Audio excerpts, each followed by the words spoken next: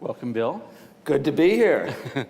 If people didn't know any better, they'd think you'd been here for hours and hours and hours. Well, aside, as I told you, Mark, we pushed the frontier of managing risk and uncertainty a little bit. It was changing planes in midair off San Francisco Airport that slowed us down for. Yeah.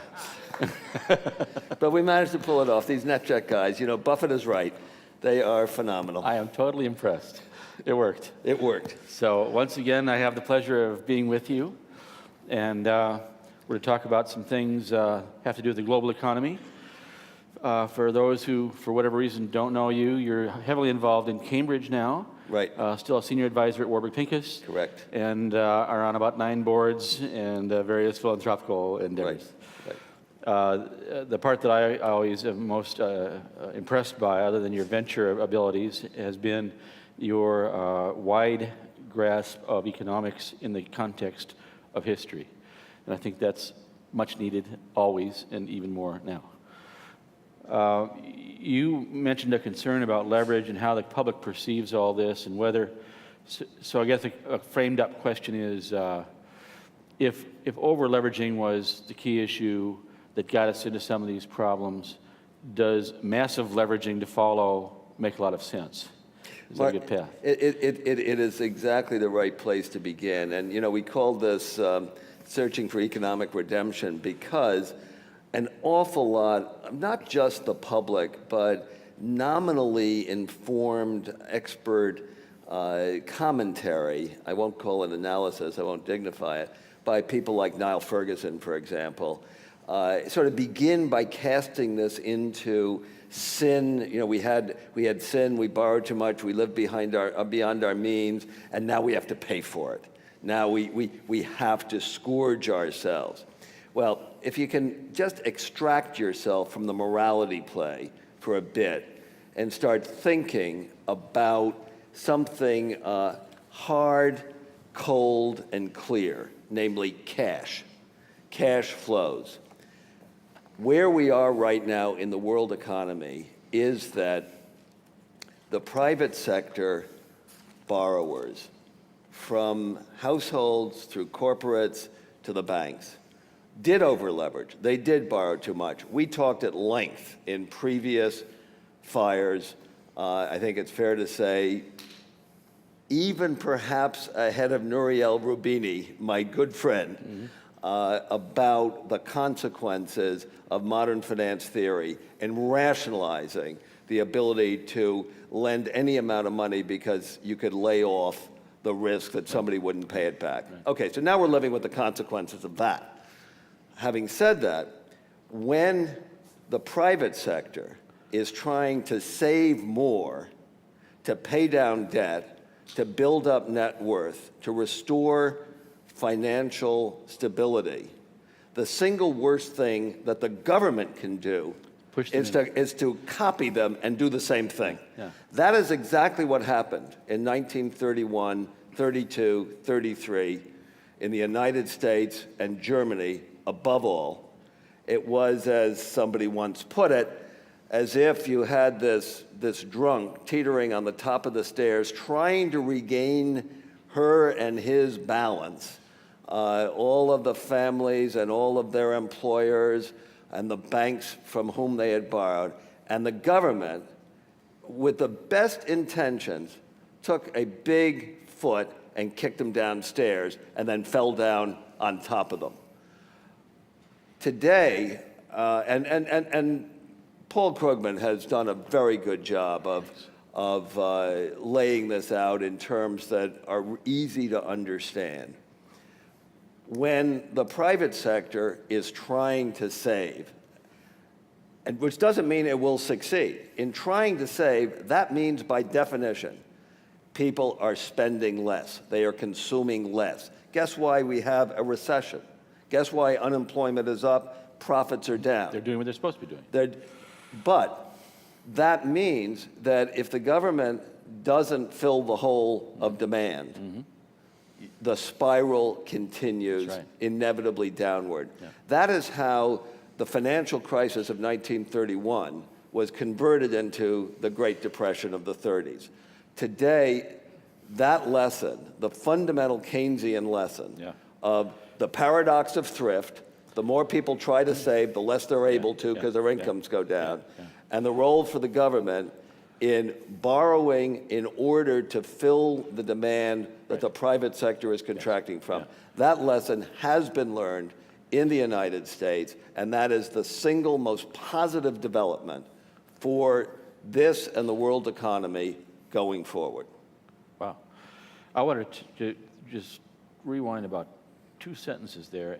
And when we went, if you go all the way back to the late 90s, we watched Greenspan worrying about what we call the dot-com bubble now, and raising rates to attract money into the bond markets. From that point forward, it seemed like there was this juggling game going on constantly, where you've either got the Fed or somebody, usually it was the Fed, trying to compensate for the loss of revenues or the loss of demand. So they're playing this game with the equities markets. They're playing this game with consumer spending, trying to keep the line flat. And the question I want to put to you is does that flat line just sit at the wrong level? Are we just constantly exceeding something, whether it's borrowing by the federal government or whether it's short stopping by the Fed? Are we just trying to prop up something which is at the wrong level to start with? Well, I don't think that 8 going to 12% unemployment is the right level to try to maintain some kind of continuity. Right.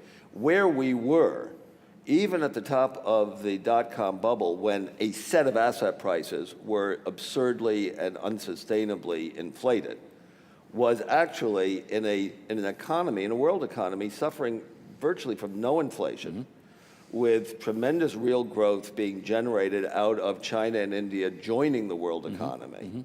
Yes, indeed, there were imbalances, and I think those imbalances were principally the consequence of excessive leverage accumulating in the Western financial system, not particularly in the East, and a pattern of financial instability that was accumulating that Greenspan himself has finally admitted, did not anticipate, and intellectually was incapable of anticipating because he did believe in rational expectations, in all that stuff that we went through 2 years ago, 3 years ago, and kind of summarized last year.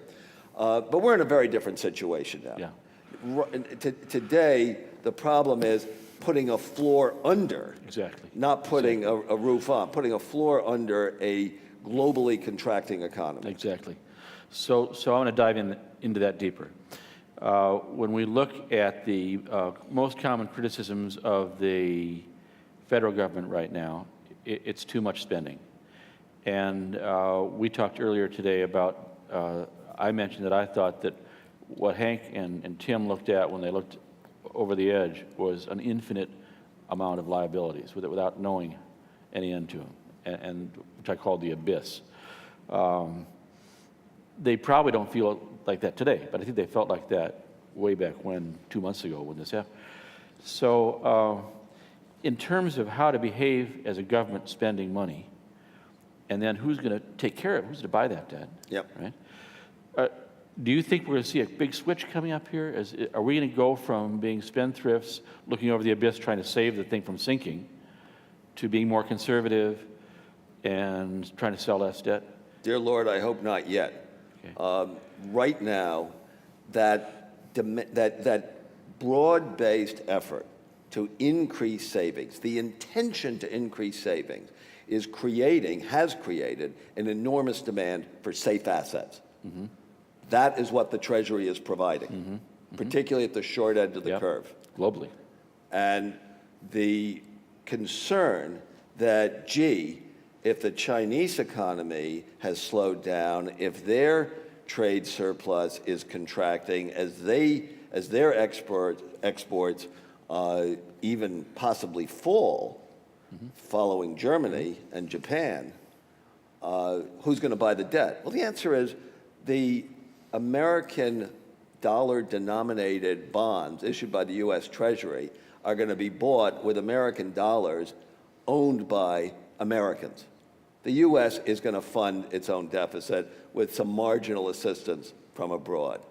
We will have So the consumers are plenty going to of step time. in and do that, what China was doing. We will have plenty of time to worry about too much debt finance spending by the government when we see private spending bottom out and start to grow again. And we're a ways away from that. We'll come back to why the forecasters, the principal leading mainstream forecasters, have all been lagging indicators. Let's come back to that in a minute. Okay, right. Because there is one more point here, which is very important, and that is the ability of any government to run a Keynesian counter-cyclical stimulative policy depends upon two things.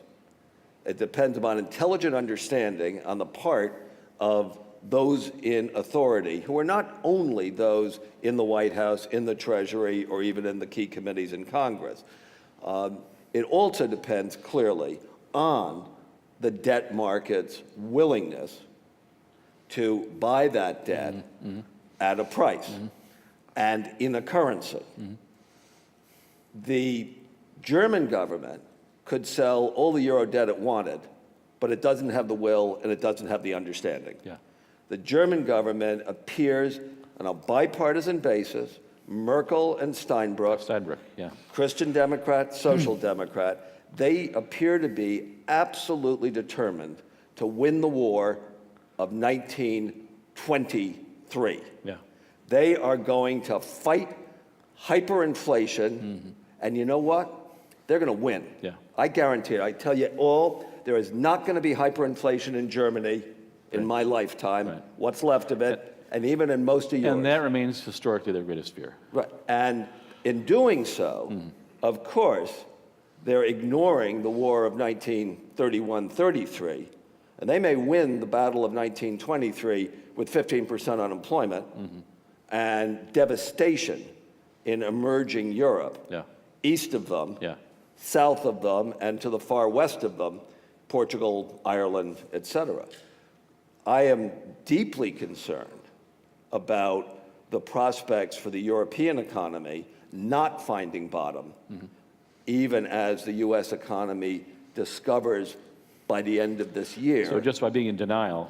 By being, it's partly denial, it's partly a fundamental intellectual misunderstanding, which is exactly what was dominant It's really both. 75 years ago. yeah. Now, 75 years ago, the guys in charge had an excuse. It was called the gold standard. Yeah. And the view was that the health of the world depended on adherence to the gold standard. Right, right. Well, it was a very simple chart that you can find on Brad DeLong's website. Brad DeLong's economist at Berkeley. I had lunch with him yesterday. He is outstanding, and I urge his blog is an aggregator of terrific commentary, opinion, and that analysis. And right at the top, he's got a chart. I'd have brought it, but we don't do PowerPoint at FiRe. And it shows the path of GDP for each country as a function of the time at which the country left the gold standard. So Britain turns up in 31, US turns up in 33, Germany turns up in 34, France turns up in 37.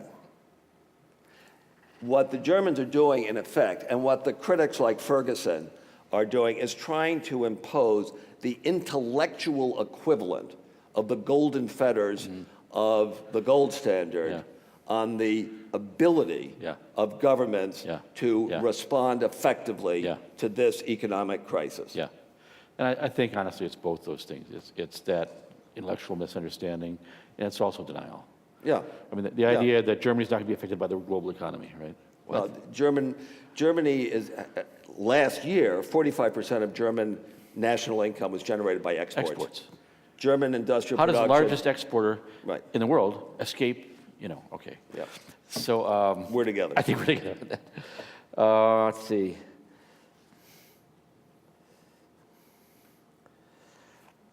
If you look around the entire globe, and we'll just go from Germany forward. So Peter Steinbrück says no. everyone's kind of had a vote on this one. Central bankers, and governments, are you going to stimulate or are you going to not stimulate? Right. China's about 700 billion on paper, probably actually affecting how we perceive the recovery or not, masking some things maybe. But I actually think that the two sets of authoritative, not necessarily authoritarian leaders who get it are in Washington and Beijing. In China, yeah. The sophistication of the Chinese leadership, yep. And its understanding their constraint is not an intellectual one, and it's not an emotional denial. Their constraint is logistical. Where the money needs to be spent is out there. Out there in, what can you call it? Provincial China. What are there? 50 cities with more than 10 million people. I mean, but it's out there off the coast. Getting it there where the further you are from Beijing, the emperor is far, and the local corruption. Also, these are matching funds in China. That's right. So my understanding is part of the reason the stimulus is not being spent as much as it's supposed to be is that the local provincial officials aren't coming up with the money. They have a serious logistical problem. Yeah. Look, one of the challenges, and just as it actually was the same 75 years ago, is you want the money spent for its macroeconomic impact. You want income flowing to people who will use it to buy groceries, to pay the rent, to pay their mortgages rather than foreclose on them, and thereby maintain and create jobs. That's what you want. The fact is, the particular specifics of how it's spent, this is a society made up of human beings. Some of it's going to be stolen, some of it's going to be wasted, and there will always be people out there providing the audit function that they'd rather not have it spent at all than have $1 stolen or wasted. Right. And that was the same argument 75 years ago about WPA. You're going to find here. But that, again, it fundamentally misses the point. So we've got China, we've got U.S. Anybody else playing along here? The Brits would like to. The Brits have two fundamental problems. First of all, they are, it's as if we hadn't had an election last November. They have a government, the god has left, Gordon Brown. This government has 20% worse than no credibility. They just fired the speaker for the first time in 300 years. There's a popular revolt about, even though, by the way, it was a conservative who put in the 3,000 pounds of expense money to have his moat cleaned out at his country house. That's the second time this morning the moat's come up. Yeah, good. Well, that one is going to run and run. That's going to live. That's going to live as long as representative government and political democracy. The Brits would like to. Intellectually, I don't think they have any problems at all. They have this problem of a government with no credibility, and constitutionally, a government that can run for another full year, and a currency that's too small. Now, they're getting the benefit, and the best thing that is happening to the Brits is the pound against the euro. And of course, that's hitting the Germans. So they're getting an indirect benefit of not being in the euro, which is not available to Ireland, Italy, Greece. And which has got to make Gordon Brown very happy. Well, they're certainly not going to fight, to get the euro back up against, to get the pound back up against the euro. So when you look at the big blocks, Japan, I think after all these years, they've had more practice at this than anybody. But their exports have collapsed. Their industrial production has collapsed. No stimulus? They still have this, Bank of Japan, dead hand.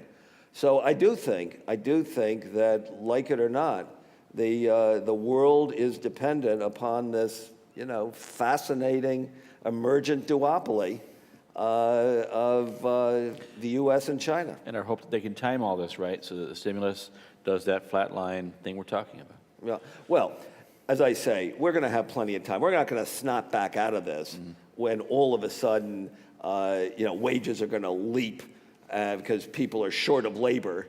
And the commodity markets are going to move back and forth. They're going to be gamed. They're going to play. But real inflation is not something we're going to be worrying about for the next several years, and we'll have plenty of time. And again, the Fed and the Treasury and the White House do get it. They know, and they know how to pull excessive liquidity out of the system. But one thing we haven't touched on, the reason it's possible to feel before you go as any positive. further, your call on how many years until you have to worry about inflation? If inflation is a significant issue before Obama's run for re-election, I will be 3 years. surprised. 3 years. Yeah. Okay. I will be surprised. All right. And sorry. what I was just going to say is that we haven't mentioned this, but one reason, a crucial reason, that we can begin to feel reasonably confident that the U.S. economy will have bottomed out by the end of 2009 is that despite all of the criticism, including by some very good friends of mine, like Chris Whalen, all the criticism of Geithner and Bernanke and Summers and Obama about the financial system, the banks, TARP, TALF, and everything else, you know what? They're working again. Yeah. On the way down here, I had the opportunity to catch up.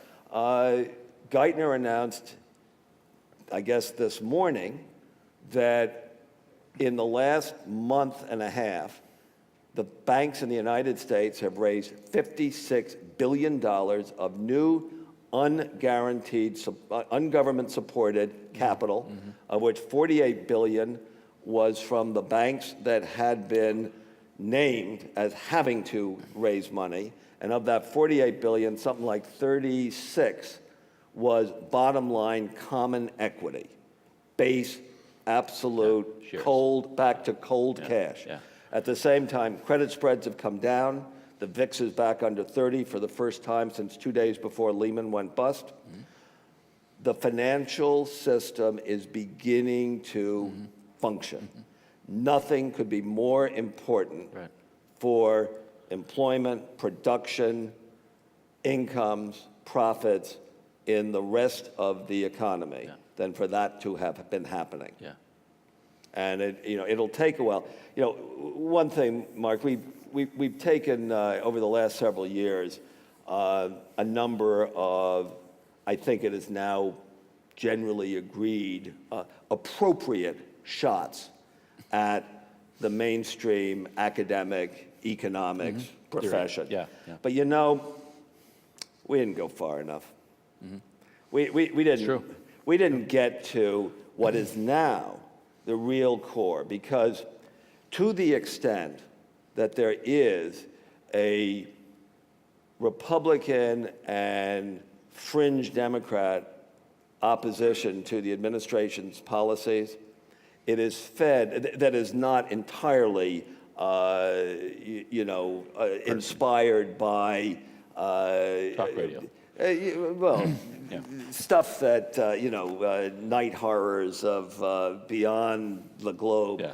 To the extent there's any intellectual content for it, that content, this goes back to where we started, that content goes back to the idea that it is not possible for this government or any other government to create jobs by borrowing and spending money. Eugene Fama is an extremely distinguished professor of economics at the University of Chicago. He is one of the gurus of the analysis of the financial markets. He and various colleagues, including a Nobel Prize winner, Ned Prescott at Minnesota, own intellectually a notion known as real business cycle theory. And for the benefit of everybody who's taking notes, the models of the macroeconomy based on that theory. Those models, and this is where you gotta get your pencils out and sharpen them, dynamic, stochastic, general equilibrium models. Now, when we talked about what you had to believe rational expectations a couple of years ago, I got a lot of laughs. So let me tell you what you have to believe in DSGE models based on real business cycle theory. And by the way, these models are in the basement of every central bank in the world, even the Fed. And they drive the forecast that you read in the papers about the national economy in the US and around the world.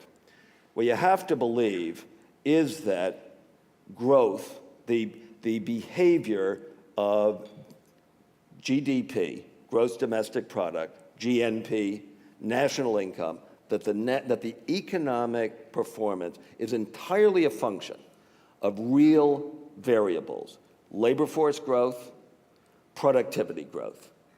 There is an interest rate, one interest rate. Everybody in the economy borrows at one interest. It happens to be the rate that the Fed sets, right? The concept of credit, of the valuation of financial assets relative to the valuation of real assets, that might have an influence on economic performance, does not exist. Right. The financial system is over here. The real economy is over there. In December 2008, these guys were forecasting no impact of the financial meltdown.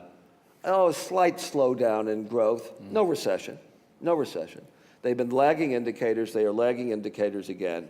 Their models assume that the further we are away from how rapidly the economy can grow, the sooner we'll get back to that growth. That's why be prepared to be disappointed. Yeah. The mainstream forecasters are all saying recovery begins at mid-year, because that's what their models tell them. It's going to take longer than that. You see like the end of the year? You see I think we can see bottom at the end of the year, assuming continuity in the administration's sponsorship of the financial system and continuity in that money getting out there. There are shocks. There are things that can happen. State of California. We talked about that this morning. I dare say you did. Mark, Bill. I think we've done it. Thank you. Thanks.